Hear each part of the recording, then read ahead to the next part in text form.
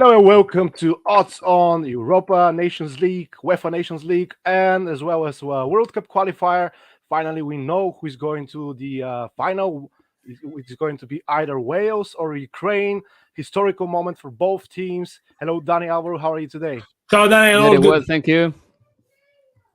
Right. So it's going to be a live stream, as you can see, guys. So you can drop a comment in the live section below. Ask any questions you may have, and we're going to analyze the match day 2 of the Nations League, as well as the final of the World Cup. So let's get on with the show. Well, not the final.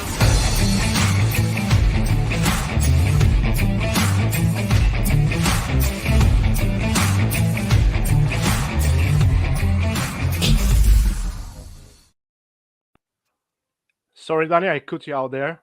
No, you said the final of the World Cup. I think it's the World Cup. We're a bit early for that. Be early for that. Okay. Shall we get on with Wales then? Yes. It's going to be on a Sunday evening. Wales and Ukraine, a crucial game, which will grant the last ticket available for Qatar 2022. Wales lost the opening match to Poland, but that was for Nations League first round. And the boss, Robert Page, has said that he gave priority to this game and rested key players such as Gareth Bale, Aaron Ramsey, Ben Davies, and so on. The Dragons have now participated in the World Cup, haven't participated in the World Cup since 1958. So the expectations are huge because they're so close now. Meanwhile, despite the difficult situation in Ukraine, we all know what's going on there. The national team pulled up a fantastic performance against Scotland in the semi-final and won with 1-3, where they could have even scored more goals, which was Alexander Zinchenko's opinion at the end of the game. He quoted that the team will give the performance of their lives. So a lot of expectations, and as you can see, the odds are very close to each other as well. It's going to be a close match. I think it's going to be a close match. And despite Wales resting a lot of players in Wroclaw against Poland, they also rested Joe Allen, plus the ones you mentioned. They had a very good display. You know, the second strings player, they did play really well for an hour, then a couple of substitutions. In the end, they were beaten. But, you know, I think they really gave a good account of themselves. And that goes to show that the Wales team spirit, perhaps it is second to none. Let's not forget, this is a team where most of the players play for teams that are in the lower position of the Premier League. They are in the Championship. Some of them play in Scotland. Some of them even play in League One. But they will come together. It is a different matter. Well, of course, the star is Gareth Bale, who barely plays for Real Madrid. It is Aaron Ramsey, who's got a lot of injury problems, but there is that chemistry when they come together, and we saw them also at the Euros.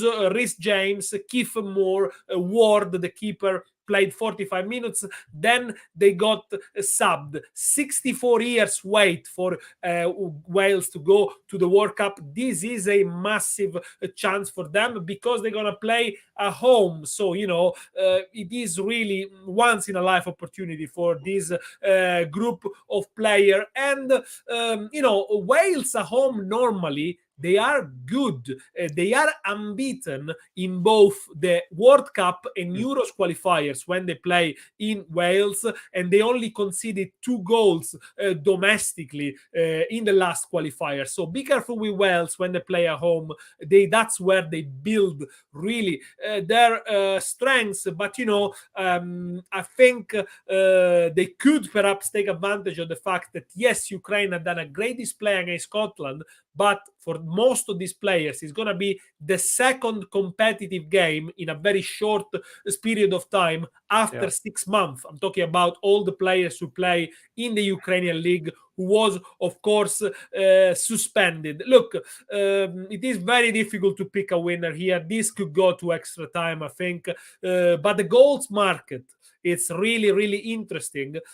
Although the Wales team doesn't concede many at home, I think this could be an end-to-end game. So I look at the odds and I look at over 2 goals. That pays 196, which is a little bit of a parachute as well for you. So if there's only 2 goals in the game, obviously after 90 minutes, you get your money back. If you want to be a little bit more adventurous, go for the over 2.5 goals, and that's 257.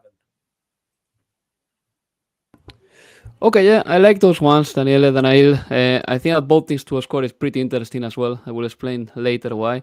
But I was very surprised. I mean, at the end of the day, I don't know how good Wales are going to be, because what we saw the other day in their game against Poland wasn't reflective or representative of what Wales is going to be this time. Because, Wales rested the likes of Gareth Bale, Aaron Ramsey, only one player from the ones that started against Poland played in the semi-final playoffs against Austria, or started in the semi-final playoffs against Austria back in March, which is Daniel James, not Rhys James. Daniele, be careful with that, because Rhys James plays for England.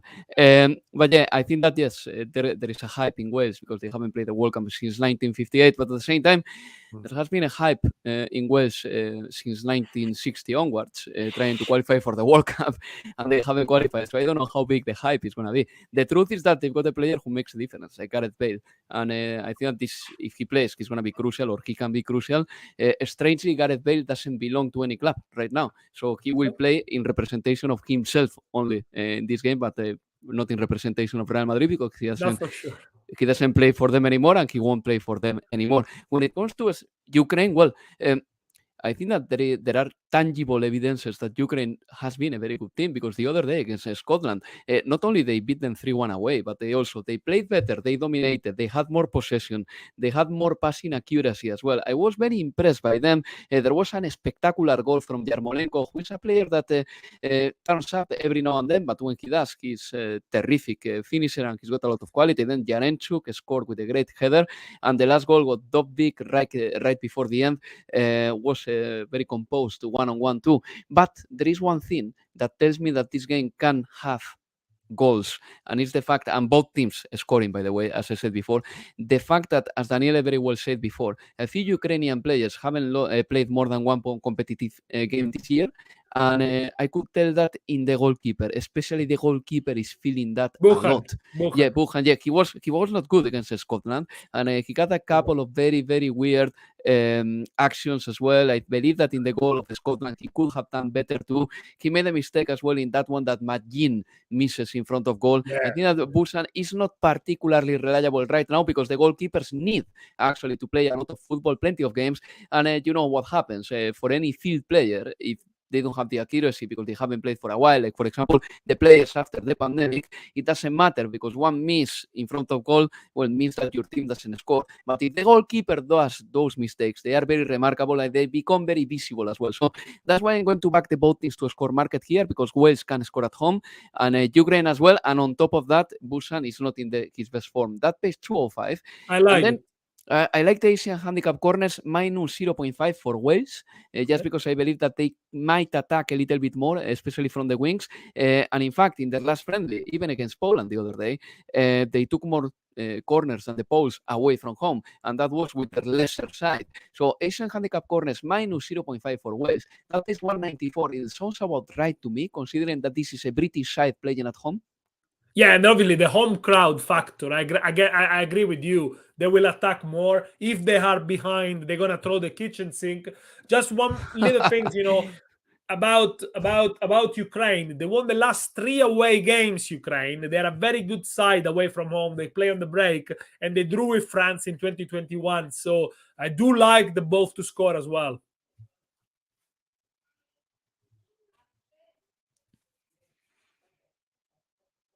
I think we missed. I think Danail, you're muted, my friend. Sir, hello. Can you hear me now? Yeah, we can hear you now. I was talking to myself, apparently. The odds also to qualify are exactly the same, 190 for each side. And like you laid it very well, that might go to extra time. Completely impossible to predict, but I like what you said about the goals and the corner markets. So that's that, guys. Ojas has said Ukraine to win and both teams to score. Oh, and actually both teams over 2.5. I'm not sure what he means. Wow, that's a good one, yeah. Yeah, that's a lot of goals, and to qualify, maybe the odds will be massive. Marco says Ukraine to qualify and also under 2.5. and he says Marco, actually thinks us. I think high scoring game, Ukraine qualifies. Low scoring game, Wales qualifies. It's going to be That's very my indication. I think it's going to be very interesting for sure on Sunday That's night. very interesting. Yes, and then we have the match day 2 from the Nations League. We begin with, well, we only picked up like 4 games because we couldn't have enough time to analyze all the games, and there's actually not point to analyze all of the 15 or whatever games they are. Well, we only analyze League A. But there are very good games in League B as well. League A. But on Oddspedia you can find everything. We're definitely going to have another show on Monday, so don't worry. We made sure to keep you entertained while the club football is offline. So let's move on with Czech Republic and Spain. Czech Republic opened up the tournament with a hard-fought win over Switzerland with 2-1. That was actually last night. Unfortunately, the team couldn't secure their spot in Qatar and are now in the very tough Group 2 with Group A or Group 1. It's a bit complicated, the schedule there. But Spain and Portugal are definitely the favorites in this group.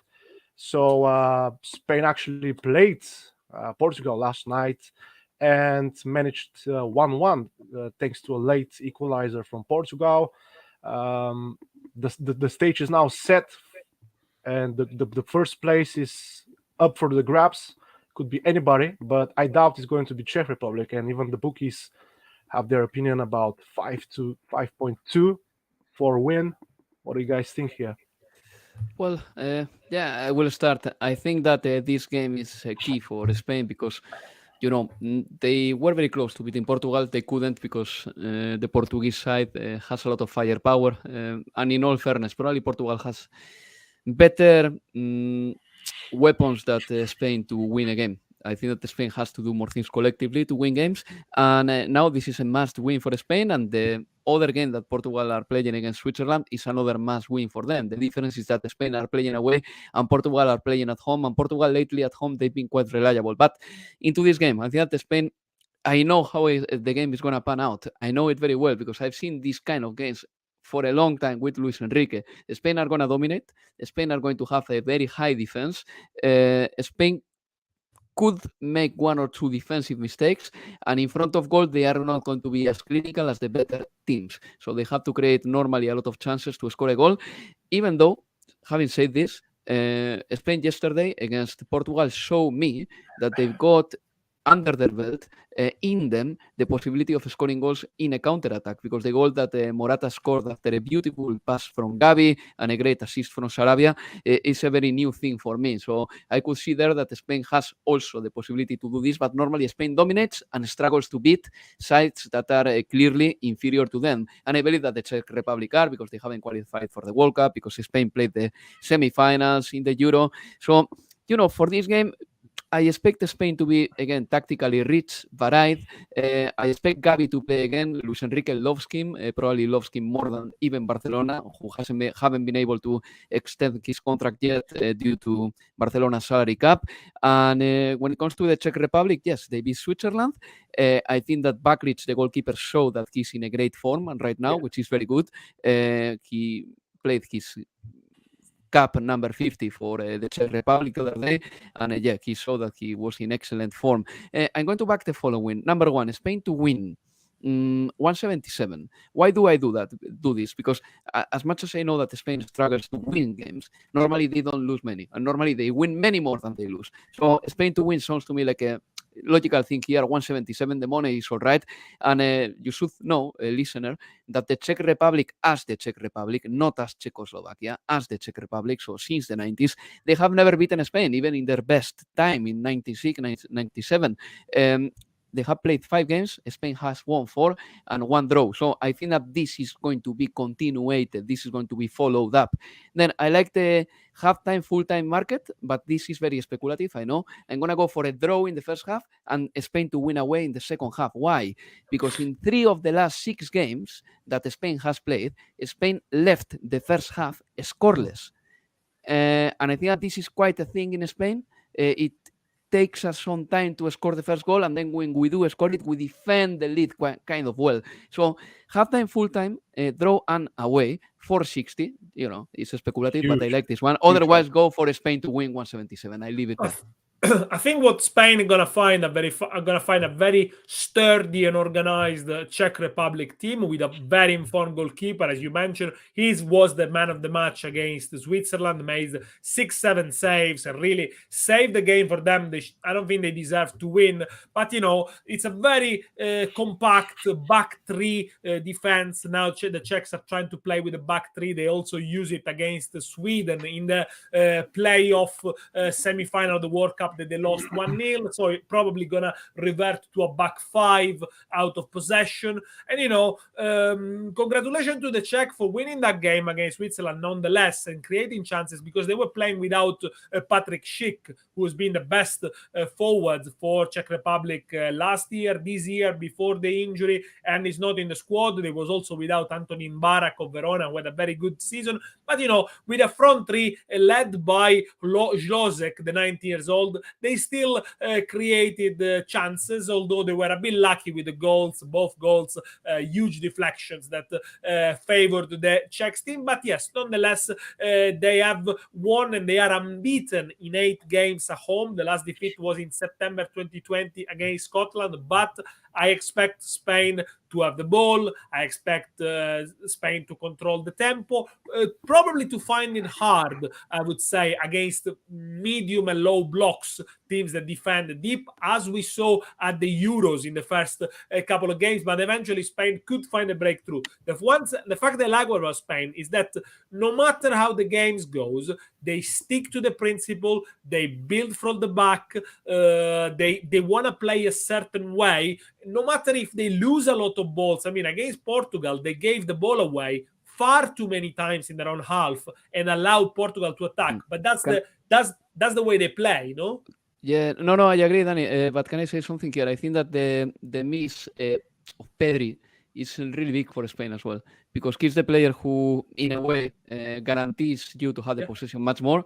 Gavi is not that player yet. He's more pugnacious, more combative. And then Carlos Soler played instead of Koke. This is interesting because Carlos Soler is... I love this player. He's very much box to box, very good in set pieces, but he's not as reliable with the ball as Koke. So normally Luis Enrique in the Euro played with Busquets, Koke and Pedri, and these three, they are very good on the ball. But if you play with Busquets, Gavi and Carlos Soler, then your team becomes a little bit less accurate, but maybe a little bit more vertical with Carlos Soler. But in fact, the goal the Spain scored is a great transition thanks to Gavi. That what gives you as well. Perhaps the issue with Spain are at the back. I was a bit surprised that Marcos Llorente played at the center of the defense. And had a great season with Leeds, but Spain have got resources there. Maybe we'll see Carvajal instead of Azpilicueta. I think Spain are going to dominate this game in terms of possession. But careful with Czech Republic, which are difficult at home.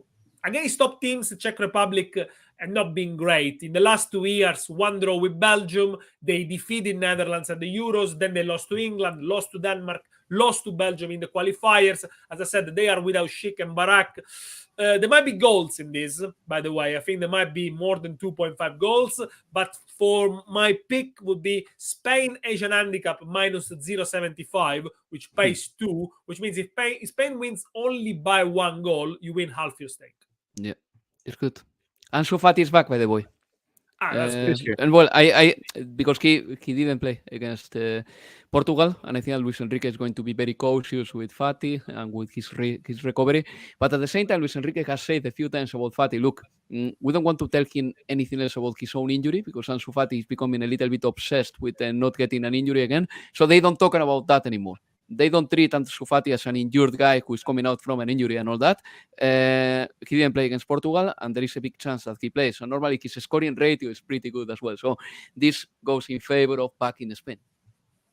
Fingers crossed that the young talent is back to fitness and levels. And Bonjovu, sorry if I mispronounce your name. He says win for Spain and over 2.5 goals in first half. Maybe he means corners here. Yeah, over 2.5 corners in first half. Very interesting bet. Marcus says Morata anytime goal scorer, and also he thanks you, Alvaro, for this draw bet. He won apparently he won $2,000. Congratulations, Marco. Fifth time in a row they draw. Portugal, Spain, fifth time in a row. Huh? Absolutely. We knew that, Dani. We say that.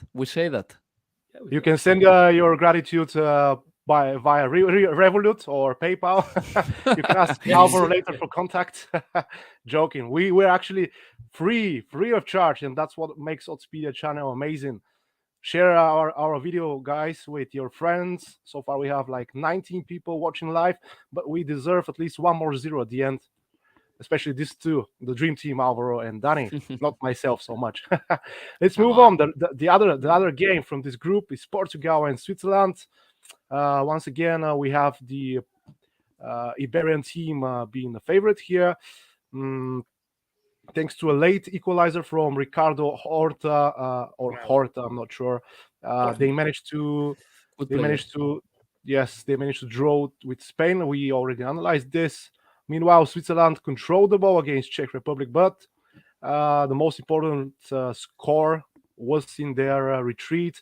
Now the odds are definitely against the Swiss team, and historically they have lost all their recent visits to Lisbon. So my money would also go here on Portugal.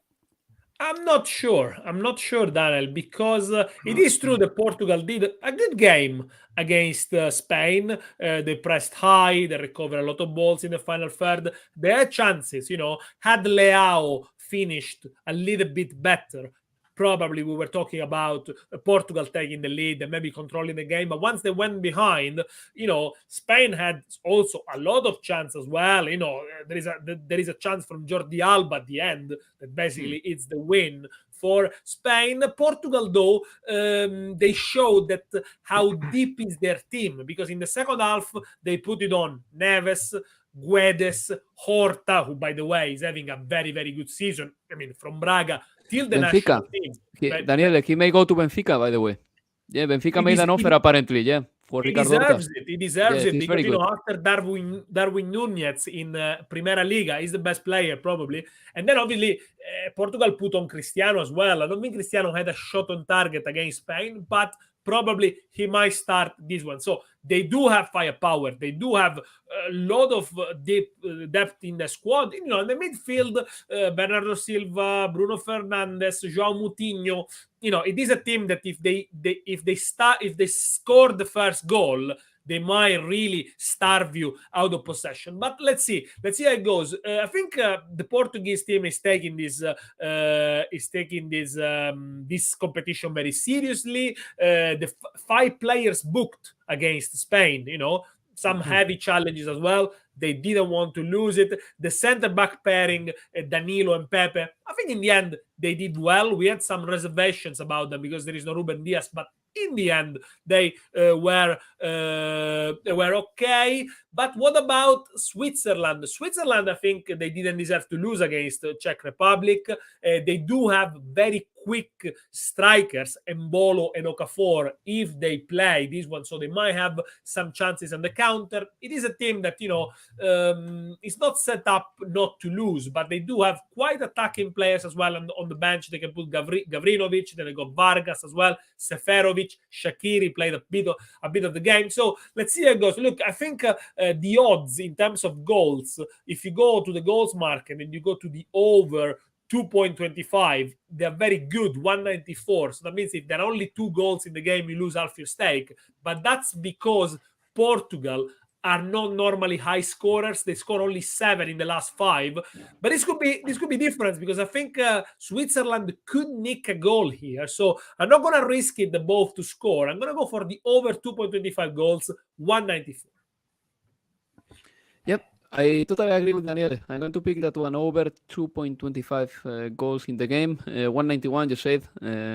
So that's perfectly fine. It's almost like doubling up your stake. It's excellent, in my opinion. Yeah. And I just hope there are more reasons to back this bet. Number one, Daniele referred to the good or the decent scoring capacity of the Swiss, and I'm not going to disagree with that. The other day, in fact, Okafor scored for Switzerland, but they double up the shots on target of the Czech Republic. Switzerland took more shots than them, and unfortunately for them, they just couldn't score. But the talent is there, and Embolo is an excellent player as well. Seferovic, he's not my favorite footballer, but he's been there for a while, and he knows how to put a goal every now and then. And in the Euro, for example, they scored 3 against France, and that was less than 11 months ago. So this team knows how to score goals, and Portugal as well. This is the reason why I'm going for the over 2.25 goals, because Portugal was the 3rd best team in attempts in the World Cup qualifications. Portugal has scored at least 1 goal at home in the Nations League in 6 out of 7 games. And because Portugal has scored at least 1 goal in World Cup qualifications at home since 2009. I use the World Cup qualification as an example, as a benchmark, because I think that we should exclude friendly games from this equation. So World Cup qualifications for Portugal since 2009 at home, they have always scored at least 1 goal. And in the Nations League at home, they have scored in 6 out of 7 games. So this tells you that Portugal at home, they know how to find the net. Switzerland is a decent scoring side. And on top of that, I think Cristiano Ronaldo is going to be rather angry, because the other day he played in Spain just the second half. He was booed by the fans because many fans just take the Mickey out of Cristiano Ronaldo. And, Cristiano Ronaldo doesn't go more than 1 or 2 games scoreless normally. So I can imagine Ronaldo playing at home trying to score if he starts, or even if he doesn't start. But the firepower of the Portuguese team is so impressive. I mean, Ricardo Horta is now there. Benfica wants to sign him, by the way, as I said before. Then you've got the likes of Leao. Joao Felix is out, but imagine when he's back. So they've got so many players who can score that over 2.25 goals. I like that one, and Portugal to win. I'm going to go for that one because I think that the Spain and the Portuguese side, they are going to be fighting for the Nations League finals, and I think that both teams have to win. And I think that Spain and Portugal, especially Portugal, they are going to do their homework this time. So Portugal to win 176. Yeah, so you agree with me, Alvaro, to bet your money on Portugal win. And Yeah. actually, if you combine Portugal and Spain, just these 2 tips for clear winners, that's going to be really, really decent odds. But let's move on from for other group. That's Group 1, if I'm not mistaken. League A Group 1, right? And these teams haven't opened up their UEFA Nations League games yet. They're playing actually tonight, and you can guys go and check out the videos. We have analyzed already their meetings because tonight I think Austria is playing against Croatia and Denmark is facing France. So not really much to say about these teams. We don't know currently what form they are and what lineups we're going to witness, but obviously the bookmakers favorite Denmark at this point. Of course, that's why Danail, I can't be too how to put it, I can't go into detail as much because these teams, these sides, they have a game yet to play. But Austria are going to play tonight their first game under Ralf Rangnick, and the game against Denmark is going to be the second one, and it will be a game at home, and the team, of course, is going to try to impress. Austria is not that bad at the end of the day. In the Euro, they did a very decent job, or at least they played entertaining football. I give it to them. Austria tried, and they managed to be one of these sides that they didn't just go to the competition just to be there, but they tried to do something nice and to transcend a little bit. The thing didn't work for them until the end, but I think that Austria are a decent side. And when it comes to Denmark, well, it's probably one of my favorite outsiders in Europe, really, the team of Kasper Hjulmand, because look, you just have to check the Euros. In the Euros, they reached the semifinals, and against England, could have gone either way. That to start with. Then in the World Cup qualifiers, Denmark scored 32 goals, which is an immensity. Only 4 teams better that. England, of course, because they always scored a lot of goals. Germany, Netherlands, and Poland, because they've got Lewandowski. Well, the 5th side scoring more goals, more than Spain, more than Italy, more than any others European power forces, Belgium, was Denmark with 32 goals. And since I think that they are going to lose the first game against France, I believe that both sides are going to come out into this game trying to get the 3 points as quick as possible. Number 1, Austria, because they want to impress at home to the new manager, and the new manager wants to impress at home. And number 2, because Denmark, I think that they are going to lose the first game. So I'm gonna go for over 2 goals here. It's not very, very, very audacious or ambitious because that pays 162. But maybe the draw is somewhere where you can find a much better revenue, which is 340. And something tells me that this game can end in a draw.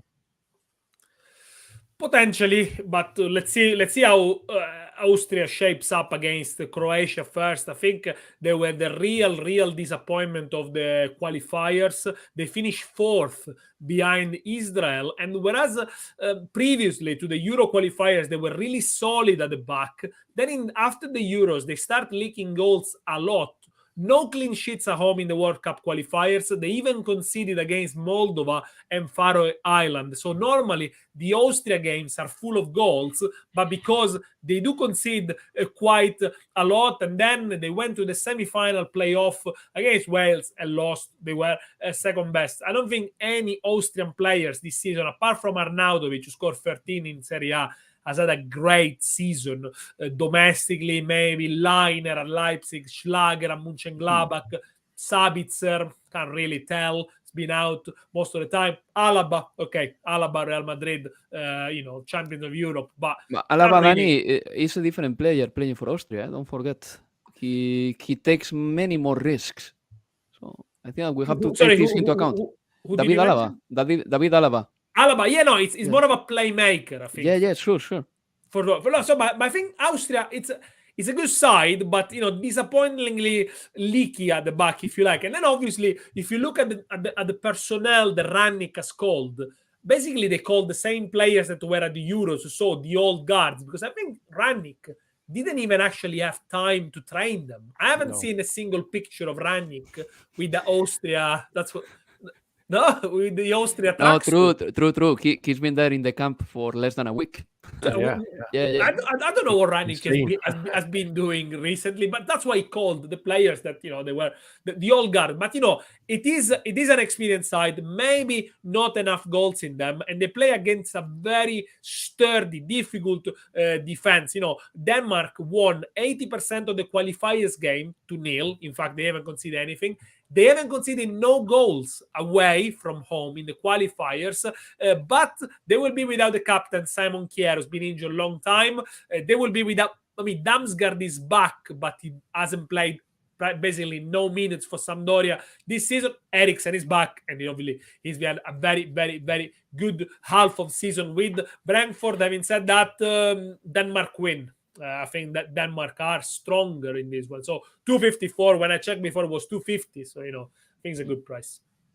Yeah, probably those will move until the kickoff, which is on Monday for this game, Monday evening. So a lot of time to think about it and check what's happening. Also, in the next game, Croatia and France, we're in the same situation. It's hard to say what's going to happen because the games are playing tonight. Croatia is facing Austria, while France is facing Denmark, and we it's really hard to analyze like that. But guys, for you, we made sure to include at least 5 good, interesting games to predict and analyze because our schedules are tight. These games will be played on Monday, and we won't be able to, have analyze so many games because on Monday we're going to have another show. But let's not spoil the fun. Danny, what would you like to say about this Croatia-France game? It is a game that I'll definitely watch. It is the replay of the 2018 World Cup Final. There are plenty of great players on the pitch. And if you look at Croatia, it is an aging team. There's not been a lot of renewal, not many new faces, but it is a team, especially midfield, that you can trust. Modric, Kovacic, Brozovic, Vlasic, Pasalic, not many national teams can count on so many good players, so many talented players, really very, very good on the ball. What Croatia misses, and he's always been missing in the last few years, is a goal scorer. It is somebody who can score 15, 20, 30 goals per season. They don't have it. Kramaric only scored 8 this season for Hoffenheim. Brecalo at Torino, been a bit of a surprise package. He's going back to Wolfsburg. He scored a few. They're missing Perisic, who's injured. So, Croatia are a low-scoring team for this reason. It is a team that qualified for the World Cup in the last game, beating Russia 1-0. So normally when they play at home, they don't score many, they don't concede many, they tend to keep the ball very, very well and play around you. Let's see if they can do it against France. I'm not sure because, France is a very aggressive team, got a very strong midfield. Of course, they got a fantastic front two. They are unbeaten in 8, Croatia. They met last time in the Nations League in 2020 and they lost at home 2-1. But yes, as I said, Croatia don't concede many goals, only conceded 4 in 10 World Cup qualifiers at home. France conceded only 3 in 8. So let's not underestimate as well how strong the defenses are, how good the defenses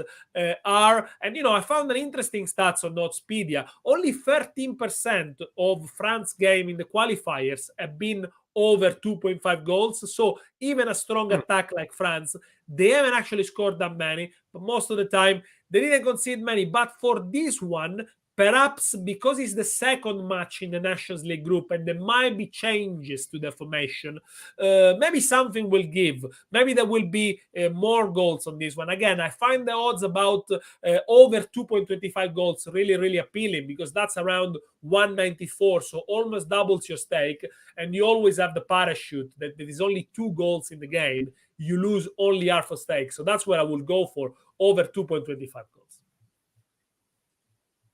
Yeah, in my case, I like the Asian handicap plus 0.75 for Croatia, meaning that if they win, you win. If they draw, you win. And if they lose by 1, you get half lose. Because I think that, France is on paper the best team in Europe, even though the European champions is Italy right now, and they've got the best footballers around. That's factual. I mean, even right now, Real Madrid or PSG are apparently ready to pay over 80 million for the new French star, Tchouaméni, and the likes of Benzema, Mbappé, and all the players. We all know who they are. They'll be there. So, I think that the French team, as much as they've got all these players and all that, sometimes they haven't been as ruthless as they should have been. And the Croatian style, they maybe they are an aging side. Maybe they are a team that they don't have a recognizable scorer, because if you go to the players' stats in the World Cup qualification, well, the best scorers were Depay, Kane, Lewandowski, Mitrovic, Zahavi, Burak Yilmaz, Cristiano Ronaldo. We haven't seen any Croatian players at top of the charts. But on the other hand, they were the 3rd best team in attempts in the World Cup qualifiers. And I think that they still impose their style. They slow down the possession. They dominate you. They know how to invade the opposition half on the pitch and impose their game, and they haven't lost since the Euro either. So I think that Croatia, as much as they have may suffered because they changed some people in personnel and all that, they're still a very good side. They haven't lost since the Euro in a competitive game. So that's why the Asian handicap plus 0.75 for Croatia this time at home sounds like a reasonable thing to back here, and it pays 161. Imagine that France wins by 1 goal. Well, you still get half your stake. And the double chance for Croatia is not that I back it, but I have to mention, because since I supported all these facts, well, you should know that the double chance for Croatia is 181. Maybe that is too much. And both teams to score is another one that I like here. France can score anytime. Benzema and Mbappé are playing together up front. Let's see if they are good friends or not after Benzema's post on Twitter, on Instagram, when Mbappé decided to stay at PSG. But they are. They gave each other a big hug in Clairefontaine. They are. There you go. So friends forever. Benzema and Mbappé playing together. That's danger, of course. And I believe that Croatia can score at home. Normally they do score at home. So both teams to score 192. And I am looking forward to seeing Tchouaméni play football as well, because he's one of the most coveted footballers around this summer. And PSG or Real Madrid may manage to get a transfer for this promising player from Monaco. Is Camavinga in the squad? Camavinga in the French squad? That's a very good question. I suppose so, but I cannot guarantee 100%. Yeah, he should be. Should be. That's a really good. That's a really good midfield in prospect. Tchouaméni, Camavinga. Yeah, very talented generation, the France, and they're actually the main contender to win this Nations League with 5 odds you can see below on the screen. And we shall see tonight how they open up the competition. what is their motivation after a long season in the club football. I'm actually surprised to see it's not been even like 10 days since the final of the Champions League, and they're already going ahead with this madness, if you ask me. Actually, every 3 days. If you see the odds down the screen, you can see the winner ones. We always criticize the bookmakers for giving English teams very, very low odds. But if you look at it, there is no way Italy is 9 to win and England is 10. No way. It should be the other way around. Italy are nowhere near winning the Nations League as we speak. England should especially have many more if they play like they played on Finalissima, but not to mention right now. Guys, only one thing, just to confirm Daniel's question. Camavinga is not in the squad. Okay. Not in the squad. All right? There you go. All right. Shame. All right. So to finish the show, maybe we've got an ACCA prepared for you guys. Who wants to go? Absolutely. I'll go first. I mean, Danail, you basically did a spoiler of my ACCA before, because you say that Spain and Portugal to win combined was a very good one. Well, thank you very much, because I picked Spain to win, Portugal to win, Portugal and Switzerland over 2.25 goals, as Daniele said before as well, and Asian handicap corners minus 0.5 for Wales. You put it all together, you shake the cocktail shaker, and that gives you a total of 1142. That's not bad. Not too bad. Yeah. That's not bad. So I picked Wales and Ukraine both to score, Czech Republic and Spain over 2.5 goals, Portugal, Switzerland over 1.5 goals, and then Croatia, France, double chance 1x in the first half. Total odds 9. Just nice round number. Of course. Brilliant. Guys, I'll make sure that we include these tips in the comment section, because today we couldn't have the graphics to show you on screen. So for your convenience, we're going to post the all tips and predictions by Dani and Alvaro, so you can check them out after the end of the show. Thank you very much for being with us. Thank you, Dani. Thank you, Alvaro. We shall see each other again. Enjoy the weekend. See you soon. You too. Take care, guys. Bye-bye. Bye-bye. Bye. Please like and follow us. Like the show and follow us, guys. Don't forget. Oddspedia rules. Bye-bye.